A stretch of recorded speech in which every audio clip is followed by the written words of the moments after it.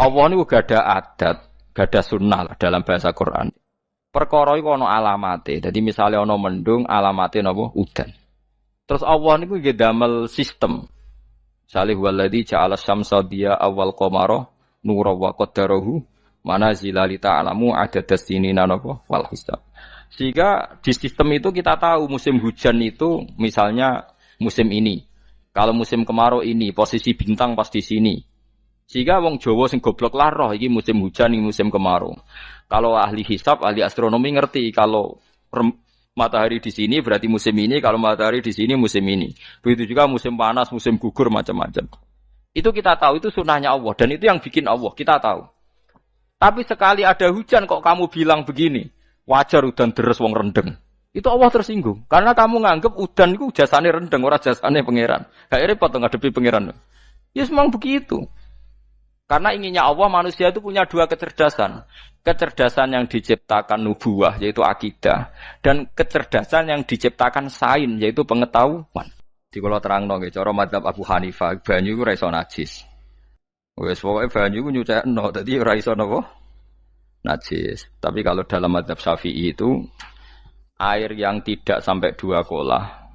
2 kolah niku ukuran 1/4 itu sekira-kira 1 meter persegi. Berarti kiri kanan atas bawah niku napa? 1 meter niku pun 2 napa? Kula. Niku nak cari Imam Syafi'i jika air sebelum 2 kula itu kena najis sedikit rubah atau tidak rubah najis, nggih. Tapi kalau terlalu banyak meskipun kena macam-macam tidak napa? Tidak najis. Terus ila mata ghayyara kecuali yang rubah. Di misalnya ada limbah, ada kubangan besar itu yang beribu-ribu liter, tapi kok warnanya sudah warna coklat, ya kayak tinja macam-macam itu dihukumin apa? Najis. Tapi wis macam-macam malah mazhab dalam air. Tapi saya pastikan itu mazhab ulama. Saya pastikan itu mazhab ulama. Kalau teks hadisnya begini nih, monggo nak jinan api latihan ijtihad, kok menyesatkan ya ora apa-apa, sing penting ini latihan. Jadi di Medina, ini hadis di Musnad Ahmad. Di Madinah itu ada sumur, bukan sungai loh. Saya ulang lagi sumur, bukan sungai. Kalau sungai itu konotasinya kan luas, panjang, mengalir. Ini sumur, bener-bener apa? Sumur. Sumur, ya gede sumur enggak sepiro.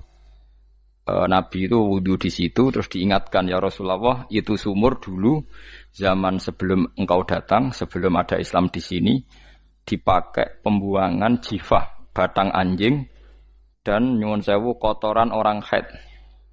Ya kotoran orang haid. Terus saat itu Nabi ngendikan alma tahurun la yunajjisuhu syai'un. Kata Nabi yang namanya air itu menyucikan. Tidak pernah bisa kena najisnya. Alma tahurun la yunajjisuhu syai'un. Terus Nabi wudu. Ya sudah begitu. Ya sudah begitu sampe rasa bojiro-jiro no. Alhamdulillah hadise ngono. Ya kan ya, paham kan ya? Nah. Mana sampean ditangkleti. Kulon sering ditanya sama orang-orang Jakarta, "Gus, saya ini punya air langganan PDAM. Itu dikelola dari sungai ini. Padahal sungai ini mulai tinja sampai sapi tank macam-macam ya ke situ semua, Gus. Terus gak baunya karena kaporit. Itu gimana itu, Gus? Suci ndak itu? Terus saya tanya, lah kamu pakai ndak? Ya sudah pakai, tapi tetap tanya hukumnya. Itu kan seperti yang di Jakarta itu kan misalnya yang diolah itu kan sungai macam-macam tuh, Gus. Lah itu yang limbah keluarga ya kalau untuk nyuci piring nggak apa-apa. Sapi tank macam-macam kan ke situ juga. Ya kan ya, cara gue ijtihad nih. Karena kalau menurut Syafi'i, 2 kolah pun tidak ada pengaruhnya kalau terlalu banyak apa? Bahan yang apa? Najis, yang limbah itu yang najis. Ya jelas najis ya. Kalau teletong sapi kan ijek ono intikal madhab, rausul makul tohir. Kotoran hewan suci itu suci. Masih banyak madhab yang mengatakan bahwa kotoran barang suci itu suci, masih bisa intikal. Kalau kotoran manusia itu lebih kriminal, nggak ada madhabnya itu. Jadi kotorane wedhus iku ana ulama sing darani suci, tapi nek kotorane ruhin gak ono. Nah, itu kan repot. Makanya kata sebagian ahli hadis, sebaiknya hadis itu tidak usah diijtihadi, pokoknya Nabi ngendikan begitu gitu. Ya sudah orang terus ya sudah begitu. Paham gitu terus seperti di sini misalnya yang di sini Gajah Wong itu kan atasannya sana mulai kali Code kan wong macam-macam. Mulai wong buang kotor air besar, air kecil kan lewat semua. Macam-macam. Makanya masalah air itu pokoknya sifatnya air itu ma'an tahuro, sifatnya air itu mensucikan. Mensucikan itu dua dalam mazhab Syafi'i itu. Air dan tanah. Ya, air dan tanah. Terus sama Abu Hanifah ditambah satu. Ini kalau sampai coba tidak apa-apa, api. Makanya kalau ada boto, coroknya apa mus? Boto ya? Boto bangunan apa? Boto. Itu kan kebanyakan kan kadang kan tipak buahan pletong itu kan ya. Terus dipakai boto. Dicampur-campur, diulet-ulet. Terus jadi apa? Boto. Cara mazhab Syafi'i tetap najis, dipakai masjid tidak bisa karena sebagian bahannya dari apa? Najis. Cara mazhab Hanafi suci karena sudah dibakar. Karena api itu termasuk alat mensucikan. Alasannya Imam Abu Hanifah, orang yang fasik-fasik itu nanti disucikan pakai api neraka. Berarti api itu bagian dari alat mensucikan. Jadi misalnya Ruhin mau sholat dibakar, sholat suci itu. Karena api itu mensucikan. Buktinya orang-orang yang masuk neraka nanti sebelum masuk surga kalanya kan disucikan dengan api. Mana ada di neraka disucikan pakai air. Artinya kalau ada batu bata itu yang dipakai dari najis ya kemudian dibakar itu berarti cara mazhab Hanafi suci. Alhamdulillah tuh. Jadi kita bikin masjid nyaman karena bahannya dianggap apa? Suci. Lewat apa? Lewat apa? Api tadi dia dibakar. Tapi yang ngeri ya. Nggih. Ben sampean ngerti mazhab gitu. Terus saya memang tak niati setiap saya ngaji entah 1 2 tak sisipkan hukum fikih karena fikih ini yang kita alami keseharian. Nggih, fikih ini yang kita alami napa? Keseharian. Makanya saya minta teks hadis tadi jangan rubah. Pokoknya ada sumur loh tidak sungai. Sumur itu kan airnya tenang, tidak ngalir. Nyatanya Rasulullah sudah dilapuri. Ini batang-batang anjing dan bekas orang-orang haid, kotoran haid itu dibuang di situ ya Rasulullah. Terus Nabi menjawab, alma utahurun la yunajjisuhu syai'un. Terus orang-orang Syafi'iyah mentahmilkan dalam bahasa ijtihad itu dianggap itu mungkin sumurnya terlalu besar dan airnya terlalu apa? Banyak sehingga kotoran-kotoran itu tidak merubah warna. Tapi kata yang lain-lain masa yang benar aja gitu, masa banyu diam dimasuki kotoran gitu tidak nopo rubah. Nah itu ya itulah ijtihad. Ijtihad itu ya. Ijtihad itu guyonannya kan gitu. Pendapat saya benar mungkin salah, pendapat Anda salah mungkin apa? Benar. Karena ya sama-sama mirip-mirip itu untuk menganalisis itu. Yang jelas Allah mensifati air itu ma'an tahura, bahwa air itu punya sifat dasar mensucikan. Wah, nek cara kula niku asal tidak terlalu ketok najis ngoten niku. Kaya PDAM ngoten niku, ngger gak ambu taek terus gak ambu apa nek suci ngoten mawon. Dan takoki tapi kan asal usulnya di sana najis gini. Asal usul bareng kok repot. Kula sering dibantai tiang-tiang sing terlalu napa was-was. Tapi jelas saya tahu sendiri. Sapi teng itu ngalir ke sungai gini-gini saya tahu sendiri. Tak jawab, saya juga tahu sendiri dari langit itu langsung air turun. Jadi artinya kalau dia melihat sisi najis ke sapi teng, melihat sisi dari gunung Merapi, dari langit kan langsung turun. Jadi kalau eling najis ya, tak eling suci ini kan saya gitu.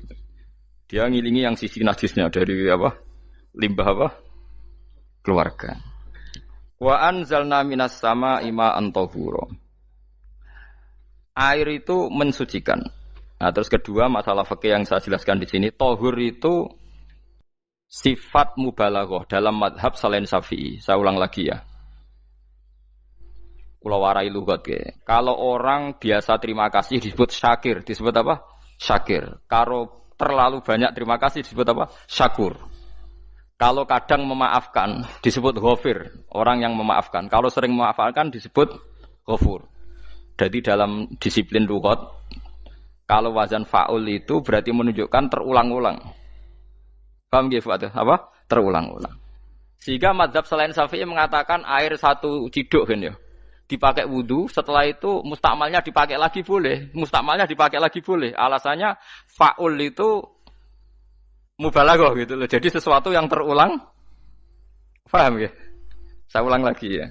Tohur itu kan wazannya fa'ulan. Tohuran berarti wazannya fa'ulan. Fa'ulan itu berarti ikut wazan mubalaghah.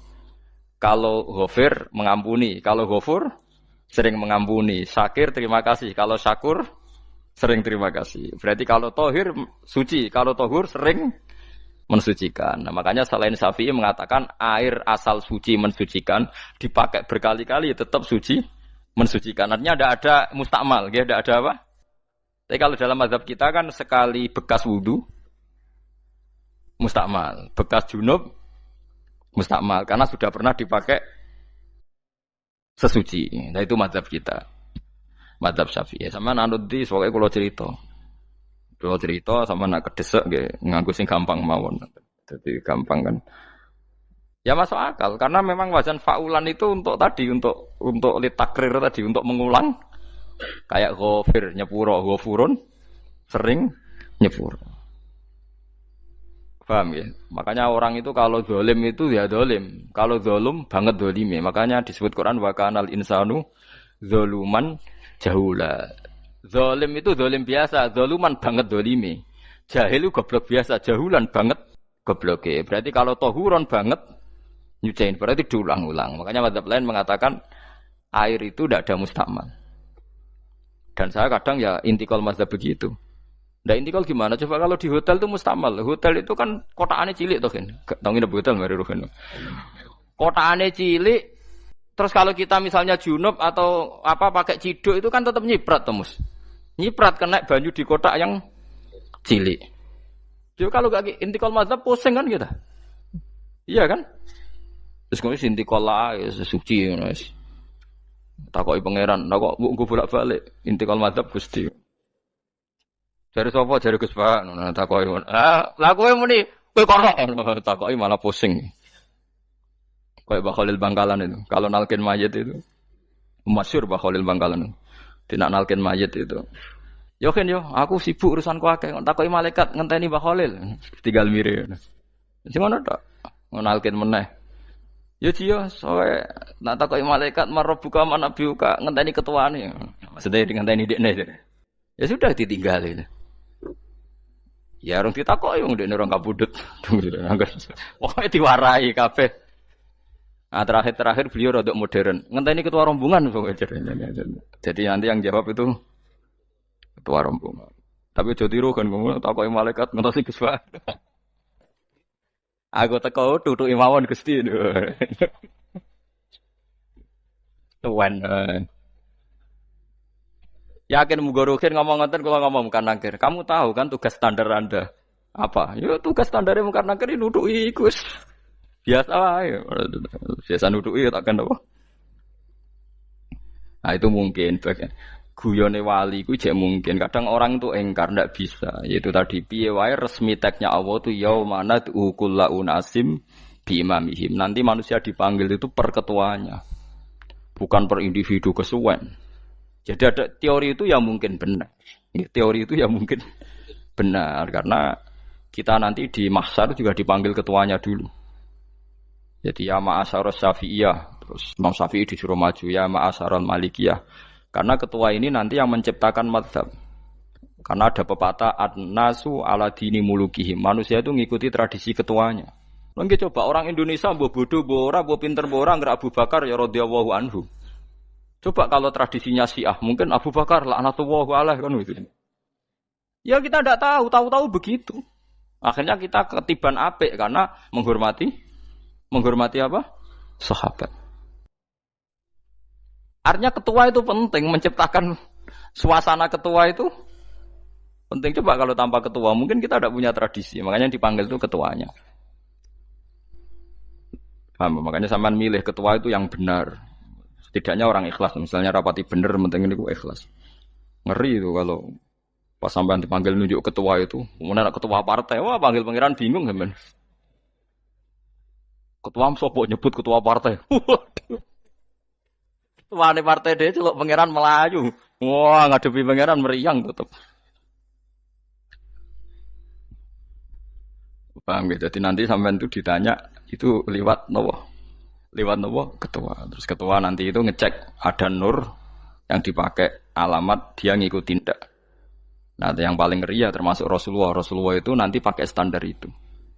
Inna umati yut'auna yaumal qiyamati hurran muhajjalin min atharil wudu. Itu kan ada tanya jawab sama sahabat. Kata Rasulullah, kamu tidak usah khawatir kalau saya meninggal. Meninggal saya itu baik. Hayati khairun lakum wa mamati khairun lakum. Saya hidup di antara kalian ya baik, setelah saya meninggal juga baik. Ya Nabi ya unik. Amma hayati fali asunna lakum as-sunan. Kalau saya masih hidup, berarti saya bisa meneladani kamu melakukan beberapa sunnah, beberapa tradisi. Sunnah itu tradisi. Jadi orang kudu artinya sunnah itu wajib atau sunat. Buktinya di Quran ada sunnatallahil latif sunnatullah fil ladzina khalau min qabl. Jadi sunnahnya, tradisinya Allah menghukumi orang-orang dulu. Itu bisa orang benar, bisa orang tidak apa? Benar. Kata Nabi, kalau saya masih hidup, fali asunna lakum asunan, saya bisa mentradisikan kamu beberapa sunnah, bisa wajib, bisa sunnat. Wa amma wafati ya khairun lakum. Kalau saya sudah meninggal nanti juga bagus. Mergo aku nak SK pundhut jare Nabi aku jejer pangeran. Dadi nak roh kowe apik, saya muji Allah, nak roh kowe elek langsung saya minta ampunan kepada Allah. Dan semua umatku nanti diampuni. Terus Nabi mulai menangis, tapi ada beberapa masalah. Ketika orang-orang itu ternyata umatku, mau saya ajak ke surga, kata Tuhan, kata Allah, innahum qad ahdatsu ba'dak. Mereka ini bikin aturan aneh-aneh setelah kamu Muhammad. Terus Pak aku suhkon ya sudah kalau gitu tak tinggal ke surga, tidak ikut masuk surga. Nah kemudian ulama berdebat ahdatsu itu apa? So, ada yang itu bid'ah gitu. Macam-macam. Kalau ulama Sunni ahdatsu itu ya bid'ah ibadah mahdhah. Jadi misalnya orang melakukan sholat zuhur kok 6 rakaat itu kan wong nganggur papat wis kesel kok malah muni 6 itu. Utawa duhur kok mau 3 rakaat itu kan ya itu bid'ah. Karena ibadah mahdhah. Tapi kalau masalah sosial itu fleksibel.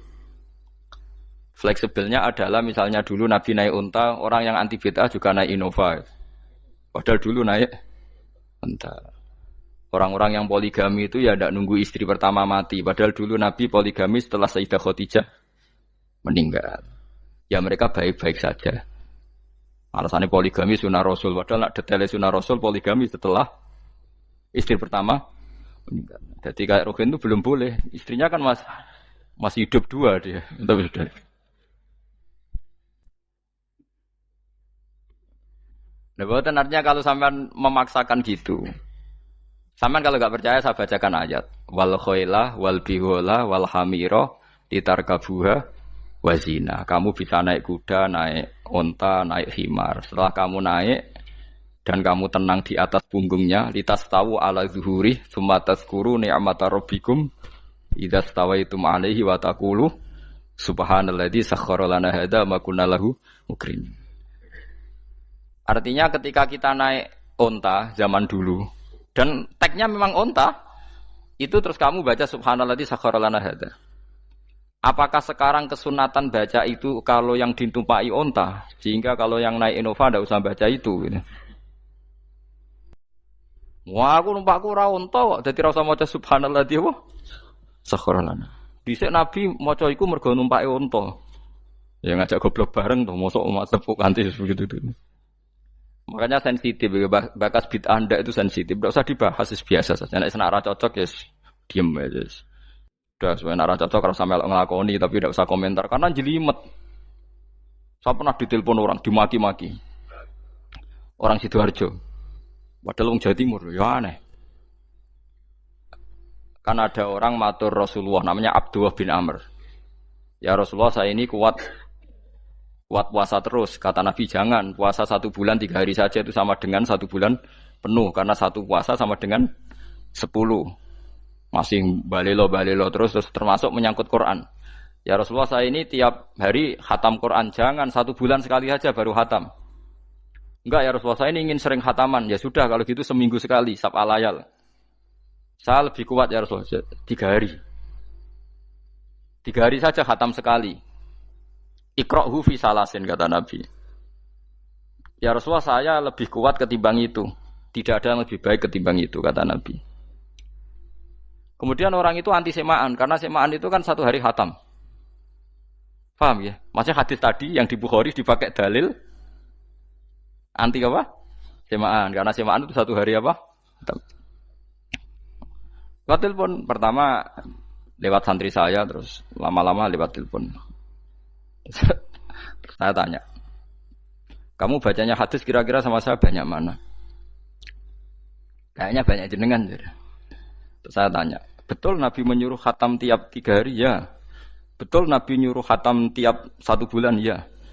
Ya sudah lakukan saja. Anda sering enggak khataman tiap 3 hari? Tidak pernah, setahun aja tidak mesti. Lah iya kalau Nabi melarang baca Quran tiap hari kamu setuju, tapi Nabi nyuruh tiap hari khatam kamu tidak setuju. Enggak apa-apa, kamu anti semaan enggak apa-apa, tapi lakukan perintah Nabi tiap 3 hari khatam. Menang deh. Lah itu maksud saya. Anda tidak apa-apa milah-milah bid'ah sesuai versi Anda, pemahaman Anda, tapi yang fair. Kalau Anda anti semaan ya harus tiap 3 hari khatam karena dawuh Nabi iqra'hu fi kulli salasin. Enggak juga kan mereka juga orang yang enggak jarang baca. Jarang baca apa? Lah itu enggak fairnya di situ. Makanya dia biasa mawon. Cuman semaan apal Quran wis semaan. Nah apal Quran ya wiridan, malah lucu to apal Quran kok semaan. Ya yes, ngono ae apal ya nyemak kan, kok kesel dimulai. Jadi bang nyemak sampai gremeng. Bariku mangan entek akeh kan malah lucu. Wong nyemak yo do kurang ajar. Jajal kok nyemak ki delok ngarep mbek guri tok, agar kebar ya wis. Aku seru kelakuane wong nyemak. Kan dekne ra apal kan ya. Biasane nyegat guri to. Oh, agar gurine kembar pojok ya. Wis. Mau agar gurine pojok kembar. Ya sing semaan akhire pinter sing maca kembar gurine. Paham gitu terus pau gitu tohuron gitu tak latih memahami Quran secara luwet. Quran bagaimanapun bilisanin arabiyyin mubin. Ada ulama yang berpendapat tohir itu dimubalaghahkan tohur seperti ghafir, ghafur, syakir, syakur. Sebab itu menurut mazhab ini tidak ada air apa musta'mal. Tapi kita biasa mazhab Syafi'iyah apa? Ada apa? Ada musta'mal. Itu masalah-masalah ijtihadiyah, masalah-masalah ijtihadiyah. Kalau masalah ijtihadiyah tadi pendapat saya benar mungkin salah, pendapat Anda salah tapi ya mungkin benar itu. Wa anzalna minas sama ma'an tahura mutahhiran tegese banyu iku sing nyucekno. Linuhya supaya maringi urip ingsun. Bihi sebab anane banyu baldatan ing daerah maitan kang mati. Jadi istilah resmine pangeran yo aku nak nguripno bumi iku yo nganggo lantaran banyu. Dadi aja mbok soal pangeran kok butuh lantaran. Waduh repot. Wong Qur'ane pangeran dhewe istilahno aku nak nguripno bumi lewat lantaran banyu. Ya rasa mbok jurok-jurokno. Pangeran kok butuh lantaran. Lah lantaran lah ya iso, tapi nek Allah nganggo lantaran ya oleh ya aja terus Allah kok nganggo wasilah. Wah ya malah kacau. Ora usah ngono-ngono, ora usah mikir. Pokoke Qur'an diwaca ora usah dipikir, mpun iman nonton mawon kok repot. Iman kok napa? Kok repot. Linuh ya supaya ngurip-ngurip sapa ingsun bi sebab banyu. Baldatan ing negara atau daerah maitan kang mati. Jadi sampean jangan mengatakan kalau Allah untuk menghidupkan bumi butuh air ya keliru. Allah itu tidak butuh apa-apa, nggih. Allah itu tidak butuh apa-apa. Tapi kalau Allah punya sunnah, punya adat menghidupkan bumi itu pakai air, ya Allah jangan kamu atur. Wong kira pangeran kok ngatur.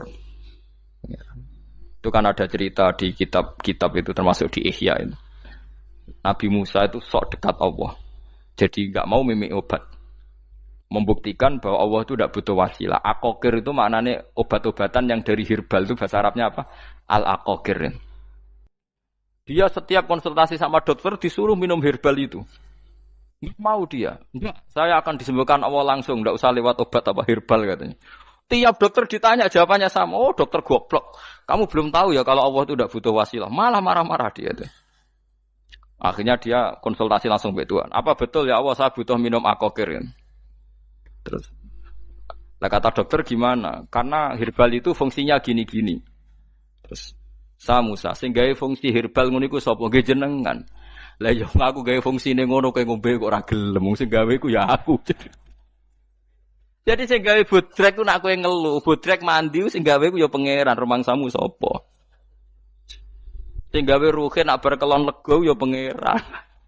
Mangsamu sapa? Omane bojone ayu kan. Ah, sing wis pangeran ora usah aku isin gengsi, ora usah ngono. Kalau muni elek dibanding bojone ning swarga, nek ning donya ya ayu, nguruhin ya diselera kok udarane. Paham gitu. Terus itu masalah yang enggak akan selesai ila yaumil qiyamah. Jadi ada cara pandang langsung Allah itu ya bisa. Tapi misalnya ada sunnatullah ya jangan kamu tentang. Termasuk Nabi Musa akhirnya Nabi Musa mau minum, setelah minum sembuh. Terus ketika sembuh diberitahu Allah, memangnya kenapa kalau minum obat itu? Obat itu ada khasiatnya yang bikin juga Allah. Kok kamu hindari itu alasannya apa? Wong yang bikin juga Allah. Makanya kalau kamu percaya wasilah, kalau terpaksa percaya, kamu harus yakin bahwa nomor satu adalah Allah Subhanahu wa Ta'ala. Kalau kamu takut orang itu syirik, ya gak apa-apa, kamu lawan, harus kamu lawan. Memang selera kamu begitu. Kamu harus tidak usah ikut pakai, wong kamu khawatir, tidak apa-apa. Jadi sing khawatir syirik, ora usah nganggo ali-ali, ora usah nganggo ake, tapi sing seneng dagangan ya nganggo. Ora usah jimat-jimatan ini niati napa booming ngoten mawon niati tak. Kulo nu diakek larang sedurunge rame-rame akek. Barang akek rame terus mboten kula nggo. Wah, darani murah repot. Nggih kula mboten sombong. Dulu akeknya bapak itu zaman Bapak Sugeng tuh pernah ditawar ditukar mobil. Zaman itu mobilnya harga 60 juta. Dan itu wasiat bapak untuk saya. Saudara saya sepakat itu untuk saya. Dulu kadang-kadang tak pakai. Setelah akek booming terus dikira ini yang gelondongan berapa kilo. 25.000 muruah camah cara Jawa camah tidak pernah tak pakai. Saya yakin ikut turun itu aki-aki yang mahal itu karena dikira yang produk ya yang masal itu yang itu. Paham gitu terus sampean biar tahu duduk perkara ini. Jadi tohur ya tohuron itu sifat mubalaghah. Tapi kalau dalam madzhab Syafi'i tohur itu ismul alat. Jadi tidak maknanya mengulang-ulang sehingga Imam Syafi'i tidak membolehkan wudu pakai air mustamal. Lah menurut hadis kayaknya benar Imam Syafi'i secara lahir.